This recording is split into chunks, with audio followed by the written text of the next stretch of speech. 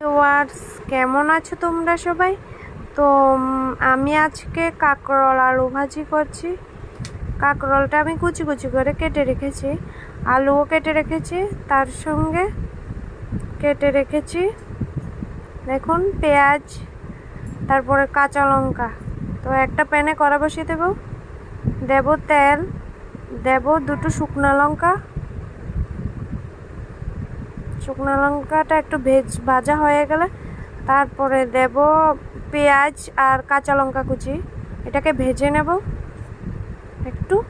তারপরে এর মধ্যে দেব কুচি কাঁকরোল আর আলু কুচি।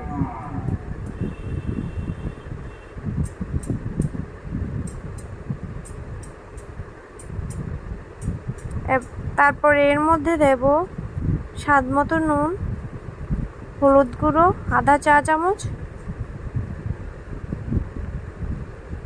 এটাকে নাড়াচাড়া করে নিয়ে এটা গ্যাসের চুলাটা একটু বাড়িয়ে দেব, তারপর মিডিয়াম করে এটাকে ঢাকা দিয়ে পরপর ভেজে নেব যাতে সিদ্ধ হয়ে যায়। তো আমার ভাজাটা হয়ে এসেছে। তোমাদের যদি এই ভিডিওটা ভালো লাগে তাহলে আমার চ্যানেলটিকে লাইক সাবস্ক্রাইব করতে একদম ভুলবে না। আরও নতুন ভিডিওর জন্য ডেসক্রিপশন নিচে লিঙ্কে দেয়া থাকবে।